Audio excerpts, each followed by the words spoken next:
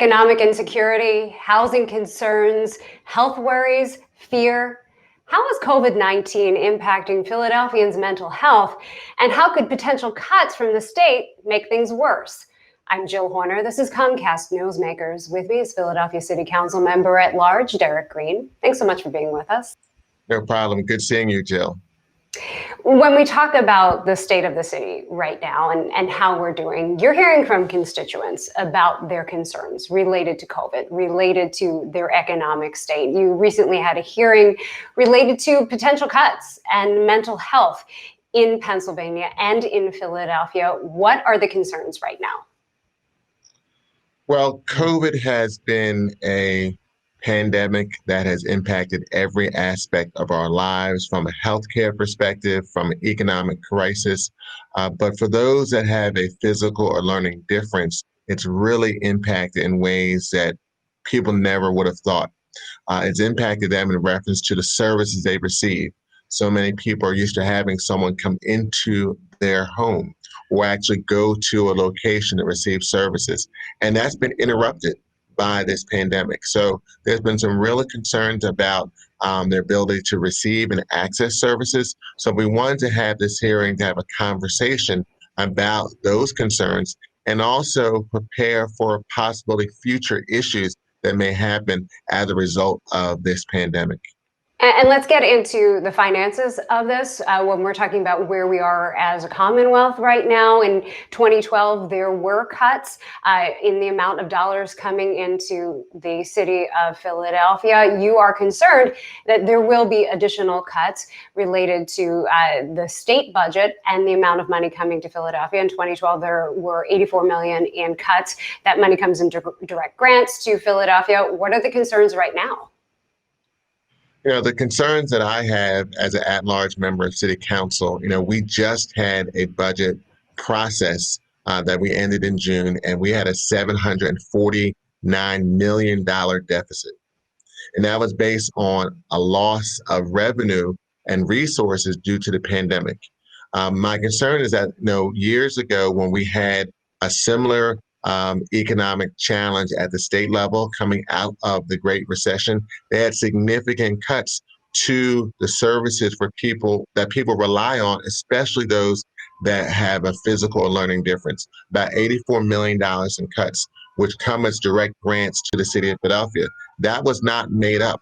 And so now we're looking at a possible $5 billion deficit at the state level.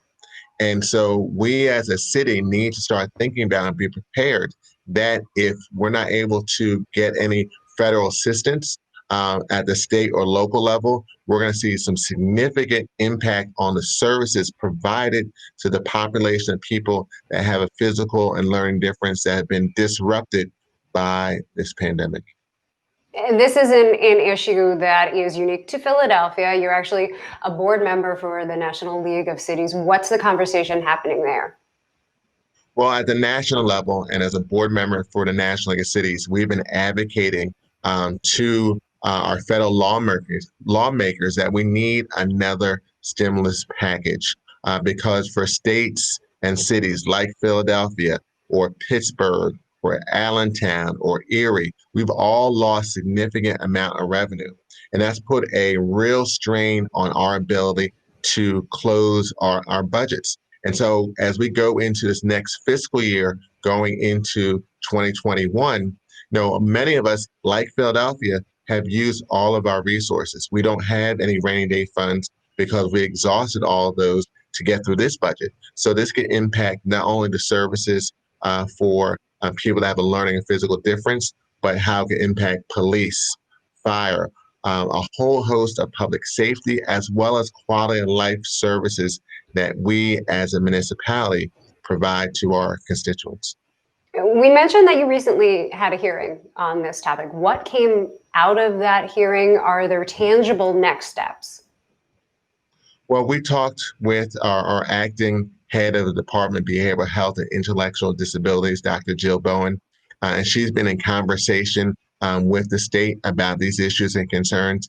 And we said we need to start preparing for what could happen to the city if these dollars don't come in. And so as a result of this hearing, they're putting together some action steps and plans.